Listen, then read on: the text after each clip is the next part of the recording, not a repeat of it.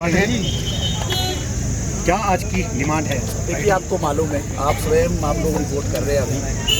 ये Covid warriors actual में Covid योद्धा, जिस वक्त कोई जो है यहाँ खड़ा नहीं होता था अस्पताल में, ये वो कर्मचारी थे जिन्होंने मानवता की रक्षा की। उस समय में सड़कों पर ढूंढ के कोई इंसान नहीं मिलते थे, लेकिन जिस तरीके से मरीज कोरोना काल में पीड़ित हुए, इन लोगों ने सेवा की। उस वक्त तो हेलीकॉप्टरों से फूल भी बरसाए गए देश के अंदर कोरोना योद्धाओं पर, लेकिन आज जब वक्त आया तो आज जो है ठेकेदार बदलने पर जो कोरोना काल में जिन्होंने सबसे बेहतरीन काम किया उनको नौकरी से निकाल दिया गया।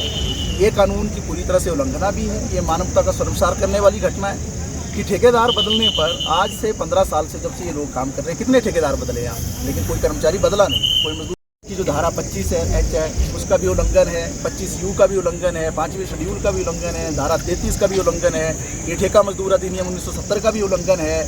और बड़ी बात यह है कि जिस तरीके से आज आंदोलन को दबाने की कोशिश हो रही है, आप देख रहे हैं, हम नारे नहीं लगा रहे हैं, बिल्कुल शांतिपूर्वक खड़े हैं, हम प्ले कार्ड लेकर खड़े हैं। और जिस तरीके से पुलिस प्रशासन जो इस आंदोलन को दबाना चाहता है, क्योंकि कुछ प्रभावशाली लोग जो हैं शिमला शहर के, वो इस ठेके में शामिल हैं। IGMC के अधिकारी भी इस ठेके में शामिल हैं। मैं कहना चाहता हूँ बड़ी जिम्मेदारी से, ये कहीं ना कहीं पूरी मिलीभगत चल रही है और इनको उजाड़ने की कोशिश चल रही है। इसको सीटू किसी भी तरीके से जो है मानेगा नहीं। आप देखिए, टेंडर जब बुलाया गया उस दौरान जो इस कंपनी के पास तो लाइसेंस भी नहीं था उस तरीके से। बाद में जो है जो प्राइवेट सिक्योरिटी के लिए जो लाइसेंस होता है, वो लाइसेंस बाद में लिया। लेबर का लाइसेंस आज तक नहीं है इनके पास। आप देखिए, 2 दिन से जो है यहाँ ठेकेदार नया आ गया, लेकिन उनके पास ड्रेस भी नहीं है अपनी। जो काम भी कर रहे हैं अंदर इक्का दुक्का लोग, उनको भी ड्रेस नहीं दी गई है। ये भी कानून के खिलाफ बात है। कंपनी आ गई है सिक्योर गार्ड, और जो मजदूर वहाँ इक्का दुक्का कोई काम कर रहा है, वो किसकी ड्रेस पहन के बैठा हुआ है? रेनबो की। तो ये यहाँ पर IGMC के अंदर क्या चल रहा है, ये पूरे का पूरा अंधेरगर्दी है। इसके खिलाफ जो है लड़ाई शुरू हुई है। हम कहना चाहते हैं मजदूरों को न्याय मिलना चाहिए। ये जितने के जितने मजदूर थे, ये सारे काम करते थे। ये पिक एंड चूज नहीं चलेगा, कुछ को लेंगे कुछ को नहीं लेंगे। किसको नहीं लेंगे? जो यूनियन के नेता हैं। यूनियन को बनाने का अधिकार जो है 1926 में अंग्रेजों के ज़माने में मिला, और यूनियन के अधिकार में स्पष्ट है कि जो यूनियन के नेता प्रोटेक्टेड वर्कमैन है, सुरक्षित कर्मचारी हैं, उनको जो है उस तरीके से तंग नहीं किया जा सकता है। और ये बड़ी विडंबना है। हमारे देश की आज़ादी में शहीद भगत सिंह को फांसी क्यों हुई? केंद्रीय असेंबली में जो बम फेंका गया था 8 अप्रैल 1929 को, वो ट्रेड यूनियन के जो अधिकार थे उनको ख़त्म करने की जब अंग्रेज़ों ने कोशिश की, उसके खिलाफ जो खुली बगावत भगत सिंह ने की। बाद में उनको जो है शहादत मिली, उनको फांसी दे दी गई। तो क्या अंग्रेज़ों के काले कानून जो आज भी चलेंगे इस सभ्य समाज के अंदर? क्या आज भी जो है, जो हमारा देश आज़ाद हो गया, कल गांधी जयंती थी, कल भी हमने सत्याग्रह किया, आज भी सत्याग्रह ही कर रहे हैं। कोई नारा नहीं है, कोई कुछ नहीं है, बैठे हुए हैं, न्याय मांग रहे हैं। और IGMC के प्रबंधन को बताना पड़ेगा कि क्यों जो है इन मजदूरों को निकाला गया है। इनको तुरंत नौकरी पर लेना पड़ेगा। अगर नौकरी पर नहीं लेते हैं तो निश्चित तौर से आंदोलन तेज होगा। हमने चेताया है, हमने परसों इनको चिट्ठी दे दी है कि अगर जो है आप मजदूरों को न्याय नहीं देंगे तो IGMC में हम हड़ताल पर उतरेंगे, क्योंकि सफाई कर्मचारी भी हैं, वार्ड अटेंडेंट्स भी हैं, दूसरे लोग भी हैं, और सिक्योरिटी का स्टाफ भी है। सारे मिलकर जो इस लड़ाई को लड़ेंगे, और निश्चित तौर से जो है हम जो है मजदूरों को न्याय जो है वो हासिल करके रहेंगे। तो एक बार पुनः मैं कहता हूँ कि ये जो कंपनी आई है, अपने आप में ही एक आई वॉश है। ये इसका मालिक कौन है असली, कहाँ से आई है, किस तरीके से आई है, इनको रिलैक्सेशन क्यों दी गई? जो आपकी जो एक सिक्योरिटी मनी होती है 40 लाख रुपए जो उनको देनी थी, क्या वो IGMC प्रबंधन को मिली है?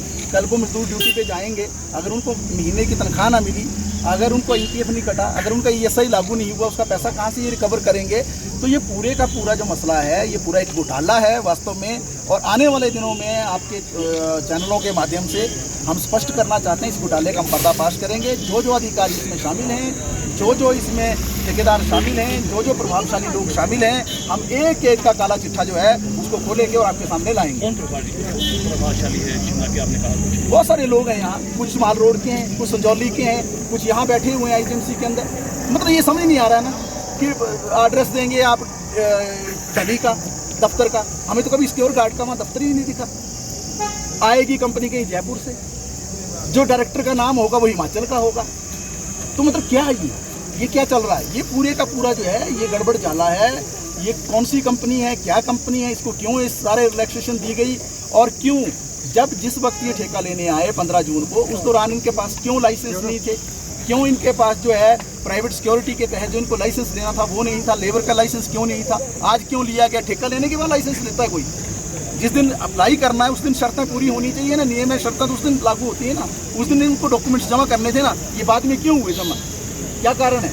क्योंकि ये प्रभावशाली लोग जो हैं इस ठेके को चलाना चाहते हैं और यहाँ पर जो है वो अपनी तानाशाही स्थापित करना चाहते हैं, मजदूरों को यहाँ से छटनी करना चाहते हैं, जिसको हम बर्दाश्त नहीं करेंगे। और फिक्र हमेशा मेरे साथ रहता है।